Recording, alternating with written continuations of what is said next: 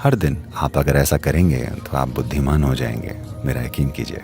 अगर आप इस छोटी उंगली की यादें अपने मन में गढ़ लें तो आपका मन चमत्कारी हो जाता है। तो सबसे अच्छा होगा कि आज रात आप बैठकर इन तीनों चीज़ों पर गौर करें।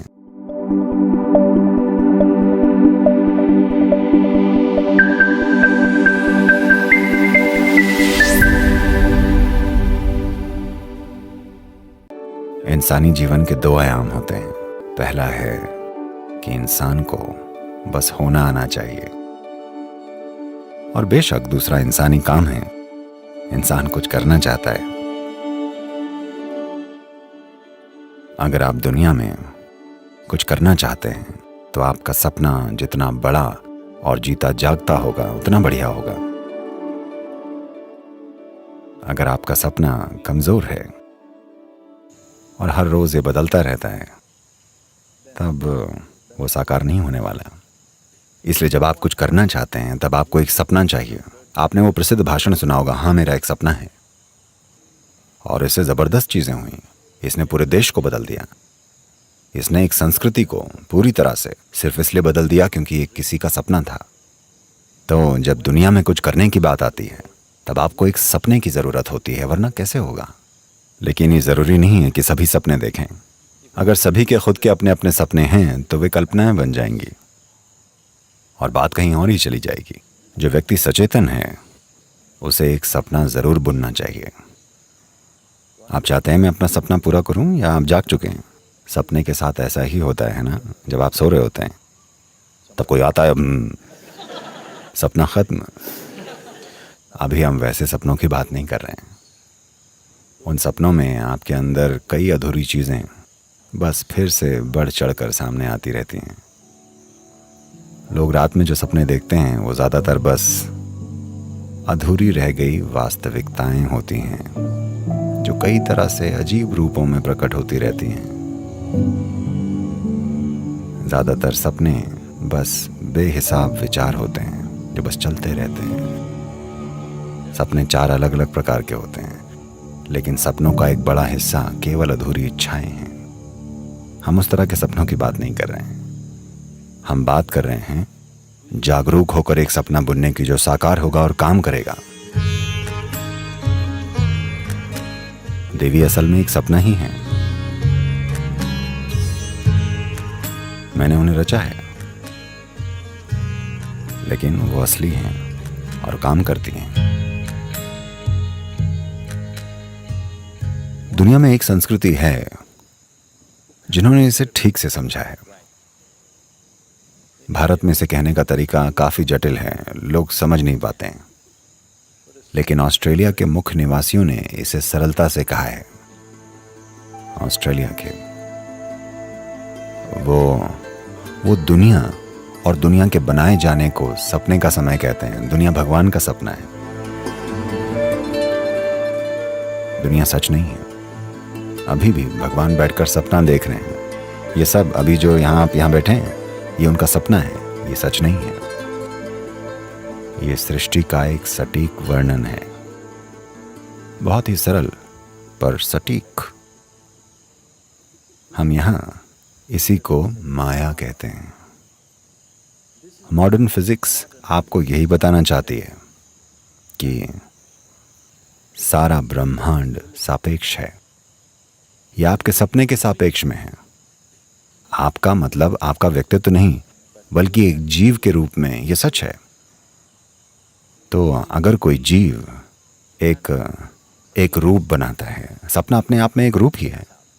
अगर वो एक रूप बनाता है तो वो साकार होगा। बेशक इसे थोड़ी सी मदद की जरूरत पड़ेगी, लेकिन अगर एक बार इसे मदद मिल जाए तो यह हमेशा साकार होगा।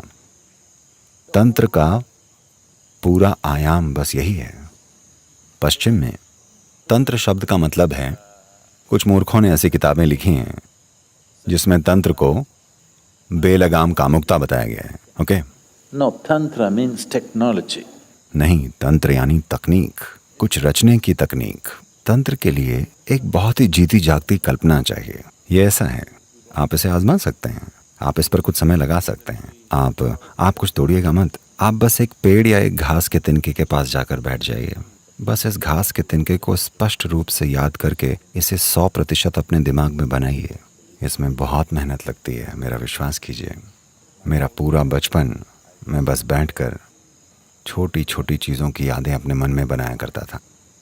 और बस एक चीज़ के साथ अगर आप ऐसा कर लें, मैं बता रहा हूँ, अगर आप इस छोटी उंगली की यादें अपने मन में गढ़ लें तो आपका मन चमत्कारी हो जाता है।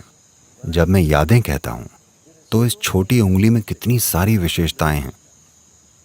अगर आप इसके एक एक माइक्रो मिलीमीटर पर जाकर उसके छोटे से छोटे हिस्से पर ध्यान देकर इसकी याद अपने मन में बसा लें तो आपका मन एक विस्फोटक संभावना बन जाएगा। अभी अगर आप चाहें तो आप एक घास से एक छोटी उंगली पैदा कर सकते हैं। यही तंत्र है। ऐसी स्थितियां हुई हैं जहां तांत्रिकों ने एक बीज बोया, एक आम का बीज बोया और वहीं के वहीं उसे बड़ा कर दिया और कुछ ही घंटों में वो फल भी देने लगा, क्योंकि ये एक सपना है। पेड़ वैसे भी एक सपना है, आपका शरीर वैसे भी एक सपना है, पूरा ब्रह्मांड वैसे भी एक सपना है। एक स्तर पर ये एक सपना है, ये एक रिलेटिव चीज है। तो हमने इसी को माया कहा है। माया का मतलब ये नहीं है कि इसका अस्तित्व नहीं है। सपने का मतलब ये नहीं है कि इसका अस्तित्व नहीं है। ये वैसा नहीं है जैसा आप सोचते हैं कि ये है। जैसे आप अपनी 5 इंद्रियों से अनुभव करते हैं, ये बस वैसा नहीं है। इसकी प्रकृति अलग है। तो जब मैं अलग अलग चीज़ों की बात करता हूँ, शायद मैं उन्हें अलग अलग चीज़ें कहूँ, पर वो अलग अलग हैं नहीं, क्योंकि आप इसको भेद करने वाली बुद्धि से देख रहे हैं, इसलिए वो आपको अलग लग रही हैं। अभी आप यहाँ ज़मीन पर बैठे हैं और ऐसा सोच सकते हैं कि मैं यहाँ बैठा हूँ, पर धरती को ऐसा लगता है कि आप बस उसका एक हिस्सा हैं। और एक दिन कौन सही साबित होगा? अभी आप कह सकते हैं नहीं, ये सच नहीं है, मैं उठ सकता हूँ, मैं चल सकता हूँ, मैं दौड़ सकता हूँ, मैं कूद सकता हूँ। पर एक दिन जब धरती आपको खींच लेगी तो आप पर हंसेगी। तो सबसे अच्छा होगा कि आज रात आप बैठकर इन तीनों चीज़ों पर गौर करें। दिन के अंत में आप अपने बिस्तर पर बैठिए और पीछे मुड़कर देखिए कि सुबह उठने से लेकर पूरा दिन आपने किस तरह से बिताया। आप देखेंगे कि 90% समय आप काफ़ी मूर्ख थे। मैं प्रतिशत को लेकर उदार हूं, मेरा यकीन कीजिए। अगर आपको बस थोड़ा सा काम या थोड़ी सी जिम्मेदारी दे दी जाए, अचानक आप कितने महत्वपूर्ण बन जाते हैं। अचानक आप ब्रह्मांड से भी बड़े बन जाते हैं। कितनी ही बार आप ब्रह्मांड के आकार से भी बड़े बन बैठे हैं। अगर आप इस पर गौर करें तो आप पाएंगे कि ज्यादातर समय आप बस सूझे हुए हैं। कितनी ही बार आप अमर बन गए थे, यानी आप अपनी मौत को लेकर जागरूक नहीं थे। और कितनी ही बार आप अपने आसपास के लोगों और चीजों को बिना किसी जुड़ाव के देखते हुए घूमते रहे हैं। बस इन 3 चीजों पर ध्यान दीजिए, आप देखेंगे कि आपको रात भर हंसते रहना पड़ेगा। रोना मत शुरू कर दीजिएगा, बस अपनी मूर्खता पर हंसना सीख लीजिए। आप देखेंगे कि आपका सारा कचरा बहुत तेजी से खाद में बदल जाएगा। और खाद विकास के लिए अच्छी होती है, आपको पता है। हर दिन आप अगर ऐसा करेंगे तो आप बुद्धिमान हो जाएंगे, मेरा यकीन कीजिए।